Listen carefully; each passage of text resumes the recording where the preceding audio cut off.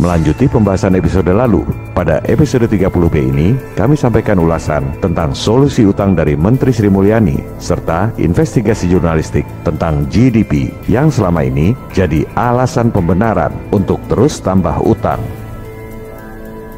Di saat rakyat semakin miskin akibat pandemi, utang semakin menumpuk dengan bunga yang jauh lebih tinggi dari zaman IGGI di era Orde Baru. Sehingga di APBN 2021 ini dijadwalkan bayar bunga utang 377 triliun. Kalau dilihat dari nilai ekuitas, 377 triliun itu cukup untuk bikin 2 kali bank mandiri setiap tahun. Apakah ada solusi dari Menteri Sri Mulyani untuk meringankan beban pembayaran utang? Mohon izin Pak, kami mau mengkritik pembantu Bapak, Menteri terbaik dunia, kesayangan Pak Presiden.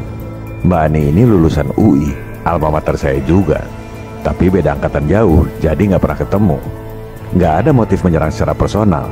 Yang kami kritisi adalah kebijakannya.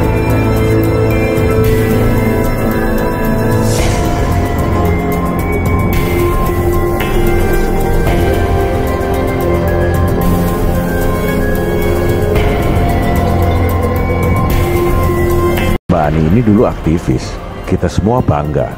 Tapi setelah masuk dalam lingkungan elit keuangan global, kok jadi hobi ngutang? Bukan cuma negara yang disuruh ngutang, rakyat pun disuruh ngutang oleh Bu Menkeu. Kalau zaman dulu ada gerakan ayo menabung, Bu Menkeu ini justru mencanangkan ayo ngutang. Gak ada yang menyaksikan kecerdasan Bu Menkeu. Yang kami sayangkan adalah keberpihakannya. Dengan uang dan kekuasaan yang begitu besar, elit global ini memang bisa berbuat apa saja. Ya jelas saja bisa ngasih utang berapapun yang diminta. Fed dan Wall Street itu kasih utang modal dengkul, hasil penggandaan uang elektronik di bank-bank komersial lewat sistem fractional reserve. Uangnya nggak pernah dicetak, cuma angka-angka di komputer dan debit kredit di perbankan. Dari situlah mereka bisa kasih utang pada semua negara di dunia. Nggak pakai modal, modalnya cuma kertas bond doang. Itulah hebatnya elit global. You know when they talk about the elite. The elite. Do you ever see the elite? They're not elite. You're the elite. You are the elite. Sekarang, mari kita lihat apa solusi Menkeu untuk menyelesaikan utang. Kita dengar dulu apa yang dikatakan oleh Bu Menkeu untuk kemudian kita analisis bersama. Dan setiap kali ada utang jatuh tempo kita selalu bisa bayar melalui apa yang disebut revolving. Dan kalau semakin kecil, berarti exposure-nya makin kecil. Makanya debt to GDP ratio, walaupun undang-undang membolehkan sampai 60, Kementerian Keuangan itu membuat rule sendiri jauh di bawah, yaitu separuhnya. Tidak boleh ngelebihin 30%. Kedua, kita harus ngumpulin pajak, bener, tapi tidak untuk bayar utang saja, tapi untuk menyelesaikan, untuk membuat ekonomi kita makin baik fasilitasnya, sehingga ekonomi makin maju, GDP-nya makin gede, utangnya relatif makin kecil. Kita bisa ngumpulin pajak untuk bayar utang juga. Ketiga, ya kita awasi belanja negara. Kalau kita membelanjakan 2.200 triliun, tapi dia tidak menjadi apa-apa, apakah itu sekolah, kesehatan, apakah itu infrastruktur, apakah itu untuk kemiskinan, kita harus sebagai netizen, saya kepengen, ya netizen itu mari sama-sama saya kita melototin 2.200 itu, kita cari itu di mana dia. Katanya kan mereka well connected. Sesuai judul wawancara, begitulah rencana strategis pemerintah untuk bayar utang. Semua yang dikatakan Bu Menkeu itu betul, sesuai teori-teori yang diajarkan oleh Nekolim. Jadi, kalau ini ujian kuliah, nilainya excellent, highest distinction, bahasa Yunaninya summa cum laude. Untuk materi kuliah, ajaran Nekolim. Tapi, kecerdasan itu bukan tahu segala hal tanpa mempertanyakan, melainkan justru mempertanyakan segala hal yang kita pikir kita tahu. Doktrin pendidikan global ini hanya mencetak sarjana, termasuk para dokter, profesor, pakar yang hampir semuanya cuma pinter textbook, sesuai teori yang diajarkan oleh otoritas global. Gak ada yang mempertanyakan sistem untuk mencari kebenaran. You want answers! I want the truth! You can't handle the truth!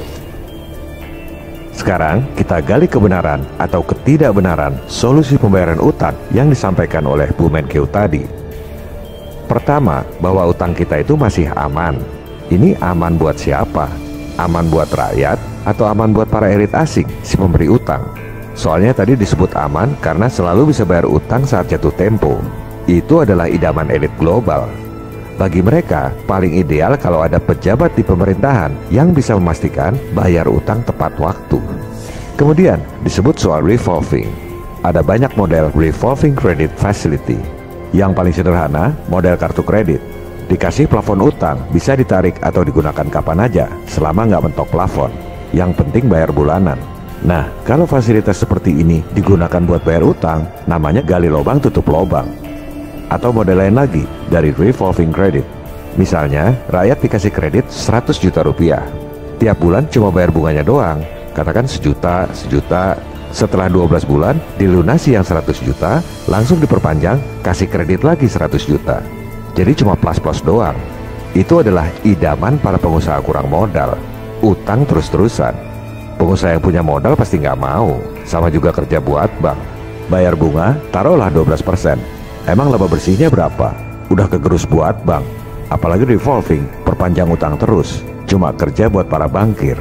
Mending saya dagang rokok aja, Pak.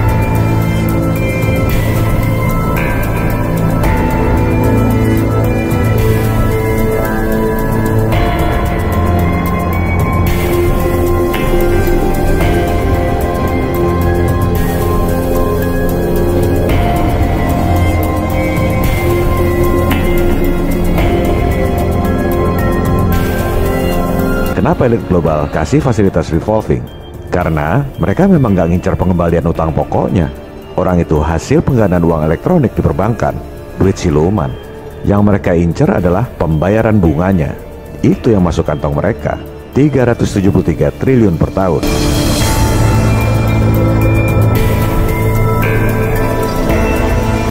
Kemudian, aman karena rasio GDP atau PDB. Nah, ini sesuai dengan judul episode kita. Itulah alasan yang diajarkan oleh Nekolin lewat teori-teori di sekolah. Katanya kalau ngomong harus pakai data. Oke, sekarang kita, rakyat jelata, tukang beca dan tukang sayur, kasih bukti data yang tak terbantahkan bahwa rasio GDP adalah alasan palsu supaya kita utang terus. Kita lihat data publik. GDP per kapita Indonesia $4.135. Artinya apa? Kita kurskan dulu, asumsi 14.200 sama dengan 58,7 juta rupiah per tahun. Kita bagi 12. Jadi, berdasarkan data resmi, pendapatan penduduk di Indonesia itu rata-rata 4,8 juta rupiah per penduduk per bulan. Tapi kan di rumah itu nggak semua orang kerja. Taruhlah yang kerja suami, punya 2 istri dan 1 anak. Kebalik, punya 1 istri dan 2 anak. Berarti dianggap pendapatannya 19,5 juta rupiah per bulan per keluarga. Coba lihat saudara-saudara kita di Papua. Apa pendapatannya 19,5 juta rupiah per bulan per keluarga? Atau saudara-saudara kita di NTT, apakah pendapatannya 19,5 juta rupiah per bulan per keluarga?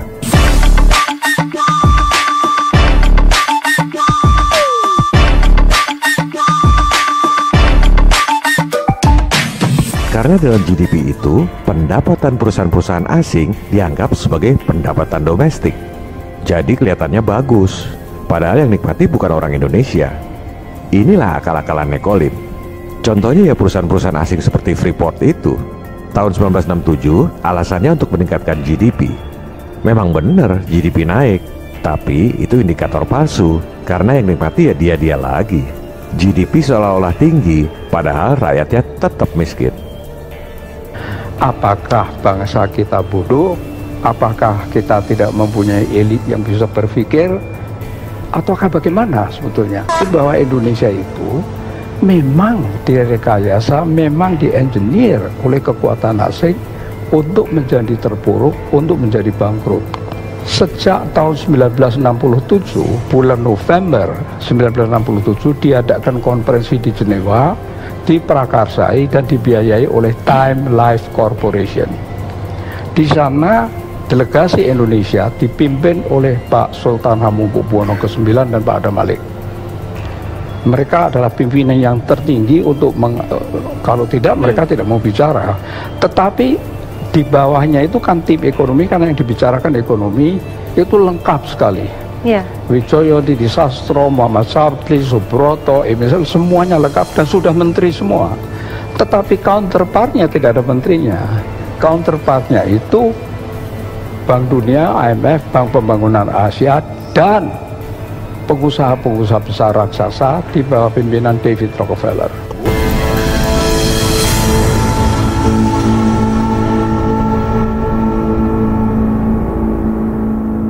Peran CIA.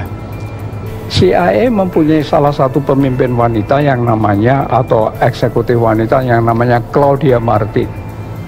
Claudia Martin memberi perintah kepada John Perkins, seorang pegawai dari perusahaan swasta di Portland, yang namanya perusahaan itu Main, MIN. Tapi itu cuma kedok. Dia adalah agen CIA yang diperintah oleh Claudia Martin untuk pergi ke Indonesia dan menciptakan proyek sangat besar dengan pembiayaan dengan utang. Berikan justification atau pembenaran bahwa proyek itu sangat penting. Kalkulasikan untung yang sebesar-besarnya, bangkrutkan Indonesia setelah semua utang kembali kepada perusahaan-perusahaan Main, Bechtel, Halliburton, Stone and Webster, dan Brown and Root. Katakan bahwa proyek ini akan meningkatkan PDB tanpa peduli siapa yang menikmati. Katakan juga bahwa PDB bisa naik oleh satu proyek saja yang besar. Oleh karena definisinya memang demikian. Berikutnya, solusi dari Bu Menkeu adalah pajak. Ini yang dari awal kita bicarakan. Rakyat disuruh kerja keras, dipajaki tinggi buat bayar utang pada para bankir asing yang kaya raya. Padahal sebenarnya tanpa utang pun kita mampu biaya pembangunan. Kita jangan ngomong rasio-rasio GDP palsu itu. Kita lihat aja angka nominalnya. APBN 2021 bayar bunga utang 373 triliun rupiah per tahun. Siapa yang mau bayar? 373 triliun itu cukup untuk ekuitas bikin 2 kali Bank Mandiri setiap tahun. Dibakar tiap tahun. 373 triliun itu cukup untuk membiayai APBD DKI Jakarta selama 4 tahun. Dibakar tiap tahun. Kalau ada pemuja utang yang bilang bahwa ngutang itu wajar, jangan ngomong doang. Coba bayar 1/4 jutanya aja, 373 juta tiap tahun. Mau? Saya sih nggak mau, makanya protes. Atau para pemuja utang itu bayar 10 jutanya deh, 37,3 juta rupiah tiap tahun. Mau nggak? Saya sih nggak mau, karena memang sebenarnya kita nggak perlu ngutang. Kita mampu biayai sendiri pembangunan. Kita akan bahas di episode 31 mendatang. Solusi ketiga dari Bu Menkeu, rakyat suruh pelototi penggunaan APBN. Loh, itu bukan tugas rakyat. Masa pejabat yang pada korupsi anggaran, rakyat yang disuruh pelototin? Rakyat sudah lapar, Bu. Kerja susah, cari duit susah, bernapas pun dibikin susah, disuruh pakai masker. Masa masih disuruh pelototin anggaran? Ngono ya ngono, ningojo ngono. Kami berharap orang-orang secerdas Bu Sri Mulyani bisa memberi solusi konkret yang pro rakyat, bukan pro utang pada elit keuangan global. Dari ketiga hal tersebut, jelas sekali kelihatan bahwa Bu Menteri nggak punya solusi. Kami akan sampaikan solusi pembayaran utang 6.000 triliun dalam sehari pada episode 31 mendatang. Ada sebagian pemirsa yang nanya, apakah solusinya menggunakan MMT atau SWF? Sebagian pemirsa malah lebih tendensius. Oh, itu sejalan dengan MMT dan SWF. Nyetak duit sendiri dengan menjaminkan sumber daya alam.